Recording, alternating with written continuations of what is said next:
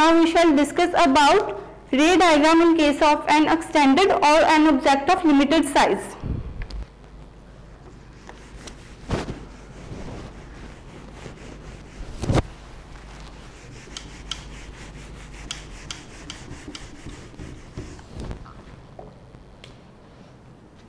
Ray diagram in case of a limited size object. Suppose an object OP is of limited size or extended size. There is a particular height of the object, and again placing the mirror here, M1, M2. Now if a ray of light strikes the surface of the mirror at point T, it would reflect back in the same direction. And if from point P the ray is at point P1, from point P we can draw a ray at point P1. Again, say another ray of light strikes the mirror at point P2. We can consider a number of rays, but for drawing the diagram here I am considering 2 rays of light. There are many rays of light. So from here you can draw the normal. Normal is always 90 degree to the mirror. We can draw the normal, say N1, and the angle of incidence here. So we can draw the reflected ray at the same angle. See, this is the R1. I1 is the angle of incidence, then R1 is the angle of reflection. See point Q, the reflected ray now is P1 and Q. Again from point P to P2, this is the incident ray. So we can again draw normal to the mirror. Normal is always a straight line. See point N2. P2 and N2 is the normal. So here is the angle of incidence, say I2. So here would be the angle of reflection R2. Say at point R the ray reflected. So here the incident ray P and P2 reflected towards the ray, and the reflected ray in this case is P2 to R. Now how to obtain the image of the object? Just extend the reflected rays. There are 3 reflecting rays. First one is this one. The arrow that we have shown that it is reflecting ray. Again these 2 are reflecting rays. So just extend these reflecting rays to get the image of the object. And where these reflecting rays intersect, we get the image of the object. Say the image of the object is at point O dash. So image of the object is P dash O dash. So this was all about the image ray diagrams for an extended or object of limited size. Here we had taken extended object, in the previous one we have taken a point object. Next we shall discuss about characteristics of a plane mirror. Characteristics of image formed by a plane mirror. Characteristics means properties of images. Characteristics of images formed by a plane mirror. Formed by a plane mirror.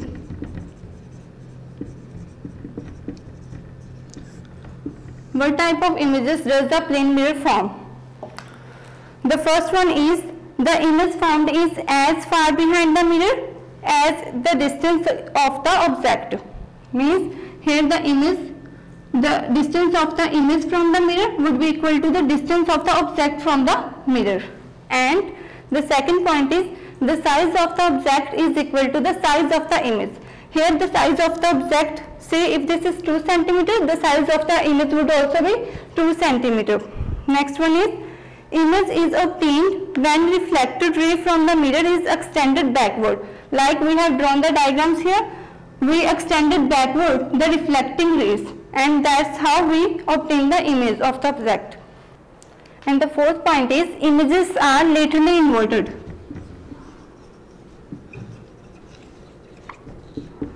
Laterally inverted This means that if you see your left hand in the mirror, it would appear as right hand in the mirror. So images are laterally inverted, means they are inverted from the sides. A left side would appear right side in the mirror. The fifth point is a plane mirror does not give vertical inversion. Doesn't give vertical inversion. Vertical inversion means the upper portion of the image is not the lower portion of the image. Like if this is the mirror and here is a person, so its head would appear in the mirror as head. It is not like that. The image is formed like laterally inverted. The head would be appear as the head. It is not the case. The head would be the head and the feet would be the feet. If there would be laterally inversion in the mirror, then our feet would appear on the side of the head and the head on the side of the feet. And the sixth point is the color of the image is seen. As we can see, if you see the red color object in the mirror, then the color of the image is also red. Next we shall discuss about speed of light.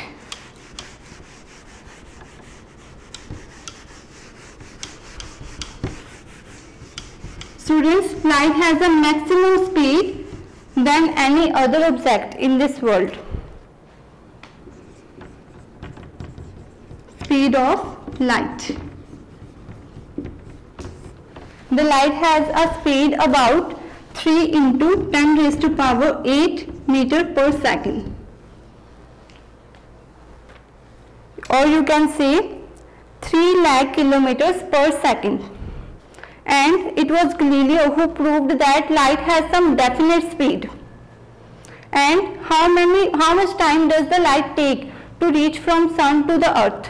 The light takes about 8 minutes and 17 seconds to reach from the sun to earth.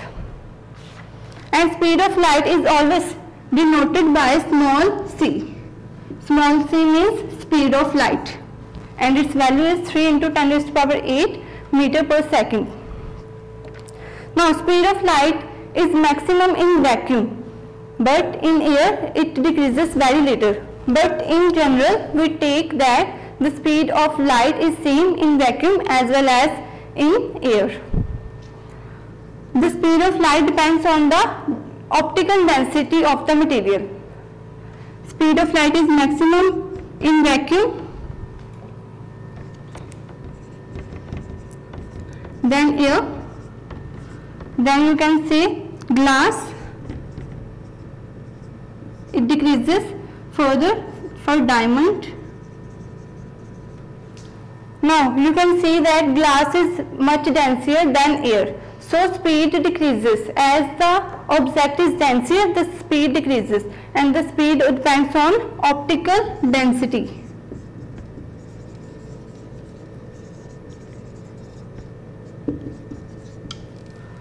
Speed of light is maximum in vacuum. Vacuum is that one space where no matter exists, and air has some disturbance of the particles, and glass is very denser material, made up of denser material. That's why the speed of light decreases. Now we shall discuss about the colors.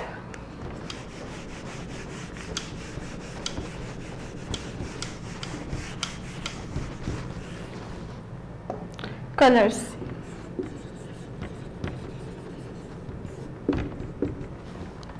Colors. What are colors? Objects produce different sensation on the eye which when reflect or emit light. These sensations are nothing but colors. White light is made up of different colors. Our white light is made up of 7 colors. You can remember these 7 colors by remembering with Gaur. V stands for violet, I for indigo, B for blue, G for green, Y for yellow, O for orange, and R for red color. So our white light is made up of these 7 colors, that is violet, indigo, blue, green, yellow, red and orange. So when white light passes from the prism, this one is a prism, when bright white light passes from the prism, it splits into 7 colors, and those 7 colors are violet, indigo, blue, green, yellow, orange and red. This is how a rainbow is formed. The persons who are not able to distinguish between some colors are color blind. Next we shall discuss about primary colors and secondary colors. Students, red, blue and green are primary colors. Primary colors are red, blue and green. We can obtain all the other colors by mixing these colors, red, blue and green. And secondary colors are those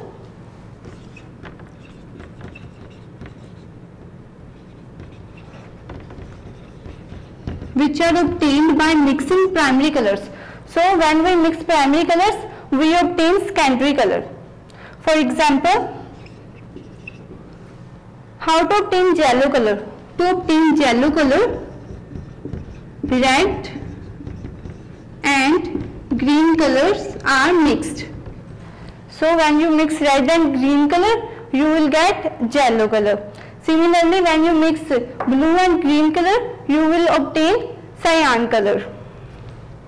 And when you mix all of these primary colors, like when you mix red, blue and green color in full strength, you will get white color.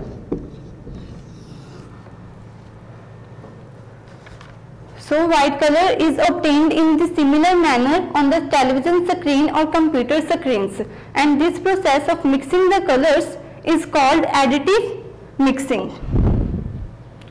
Also, a color that an object appears is not the color of the object, it is due to the light.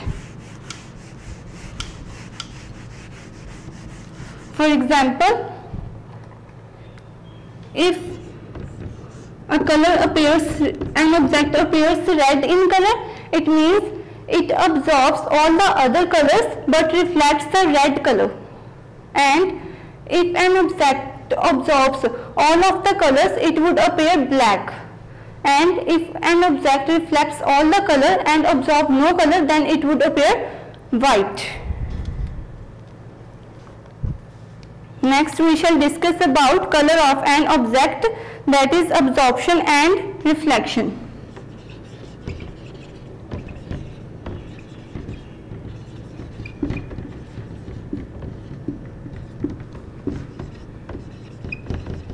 Absorption and reflection.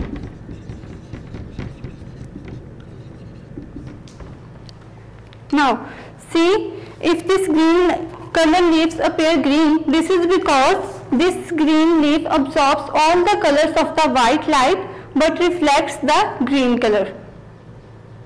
That's why the leaf appears to be green in color. And what are pigments? Pigments are the chemicals that absorbs one or more colors.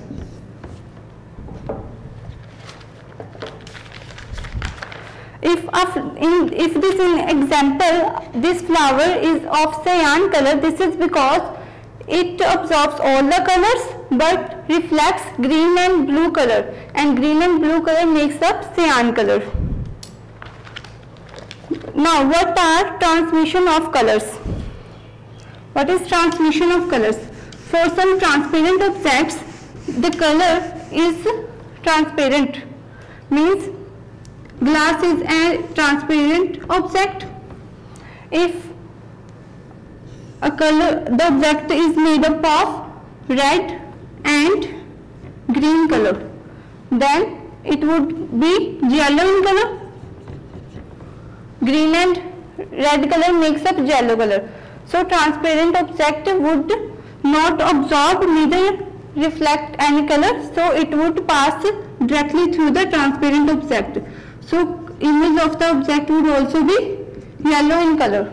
But if the transparent object absorbs some color, see, if this is a transparent plate, suppose this is the plastic scale.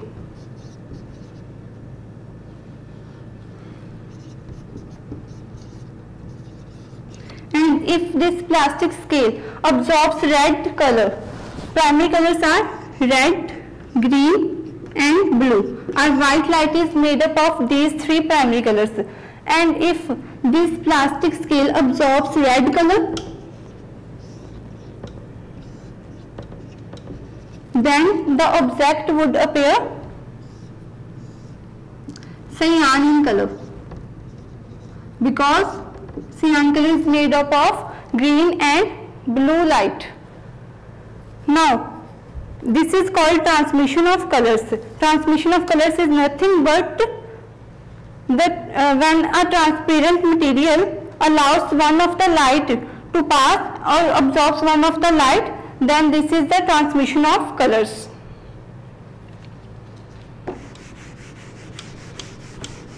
Next we shall discuss about color subtraction.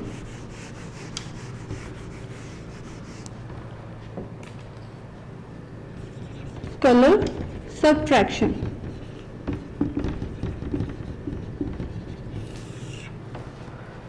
Suppose white light is made up of three primary colors, that is red, green and blue.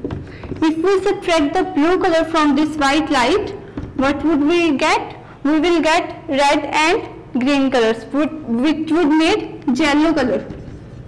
So to obtain some other color by subtracting one of the color is called color subtraction.